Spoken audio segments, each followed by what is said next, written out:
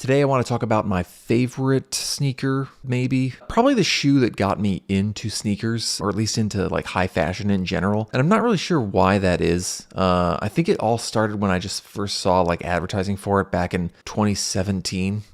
God, this video is out of date. But yeah, it was something, I think I saw it on like High Snobiety or something like that. We're talking about the Balenciaga Triple S.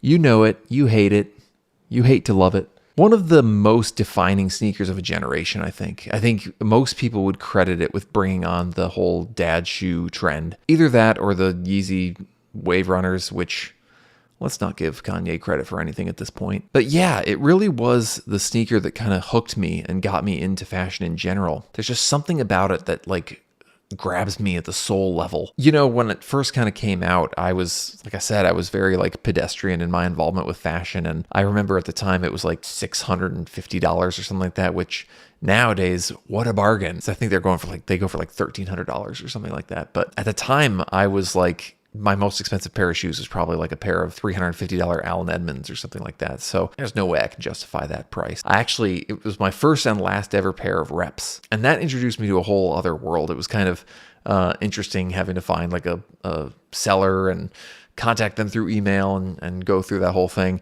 And then I like watched the shoe get produced in this like Chinese factory or whatever. It was kind of fascinating. I think it taught me the lesson that like, if you buy reps, you'll always just kind of want the real thing. But they were great at the time that they arrived. And like, it was then that I noticed the differences between a rep model and the real thing. It was actually this pair that I got, from the not this exact pair. This is an actual made in Italy pair, but this colorway that I got from the rep factory, and it was a decent quality rep, but like there was just something about it that didn't quite capture the level of detail and the distressing and everything on this shoe. I don't know how well you can see the details here, but it's just perfect. You know, I'm a designer, so I should be able to describe these aesthetics better than I am, but it's really a shoe that embraces the concept of beautiful ugliness. There's just something about the way that it's shaped, you know, this lovely taper, this curve shape right here, the fact that this butts out in just such a perfect way. All the pieces flow and work together so well. The colors, the way that the layering of the leather panels and the mesh work together.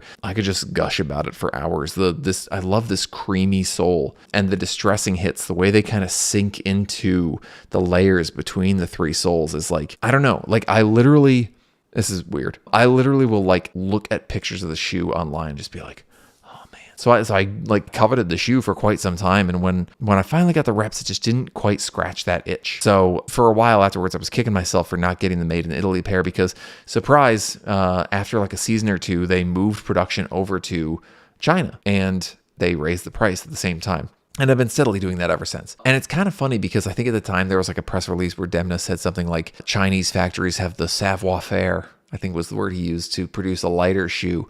And it's funny because actually having the Triple S now in hand, the made in Italy pairs, it's one of the heaviest shoes in the entire world. It's really incredible. And my sister-in-law actually has a pair. I think hers are from China, and she's never complained about that at all. So I do think the Chinese pairs are probably much lighter. Anyway, yeah, I mean, I first tracked this pair down from a seller on eBay. And I'm just seeing now that it looks like the glue might finally be starting to give way a little bit. But I tracked this pair down in a size 44, which is the size I had the reps in. And I will say they're just like a tiny bit big for me.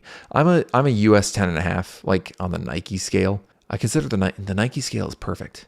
Nike, they know what they're doing. Adidas is all over the place. But because of that, I would probably squarely put myself, like generally when I buy a pair of European shoes, it's either a 43 or 43.5. And I kind of didn't know what I was doing at the time, so I got a 44, and I really wish I'd gotten a pair of 43s. Is anyone else like this? Like if I get the wrong size in something, especially something expensive, it just bothers the hell out of me. I think I'm a weirdo with that. So because the shoe is so heavy, and, you know, if you have a pair, at least the made in Italy pair, I actually, you know what? I didn't try on. I found a recent pair in a Balenciaga store, and I feel like this panel back here is more substantial or more padded right here on the made in China pairs. But right up here, it's nice and thick. So like it does hold your foot in there, but because they're a little bit big and because they're the heaviest shoe of all time, like when I'm walking around in them, my heel just kind of wants to come out. It's just not the most comfortable pair of shoes to wear around. So I can go ahead and say that they're like my favorite sneakers of all time, but like most mornings I get up, I like look at them and I'm like,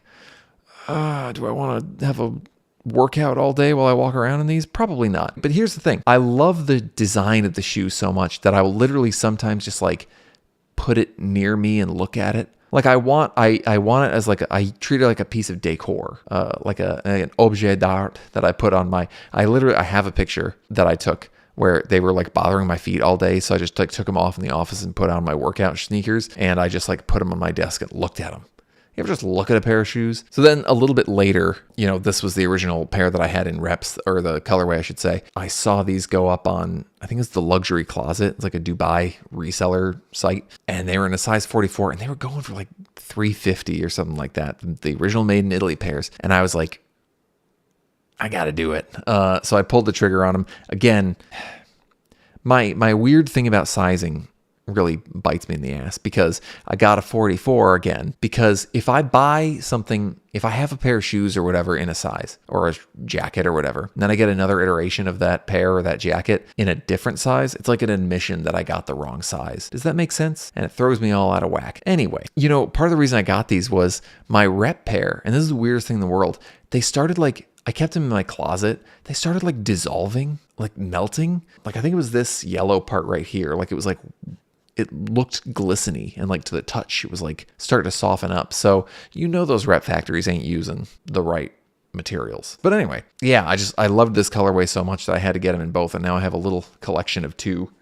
Great, look at that. This is like the one shoe that I feel confident doing like legit checks on, just because I've looked at it so much and I know its details so closely that like I can spot the fakes. And I've also owned a pair of fakes, so I kind of know what to look out for. But there's just something in like the leather quality and the way they distressed it. I remember when I got my rep pairs, I actually tried to distress them in a similar way. Like I like took a little paintbrush with like gray paint and like tried to get in the nooks and crannies to get that same look. It's funny because ever since they moved production from the made in Italy pairs to the Chinese pairs, I feel like they don't have that same level of like detail to them. Like I'll see they put like one gray splotch like here or back on this yellow part, and they'll be like, good, done, call it a day. That being said, the construction is probably a lot lighter and a lot more comfortable to walk around in. There have been other colorways that I do really like. I really like the Lunar New Year ones they came out with like the metal logo on them.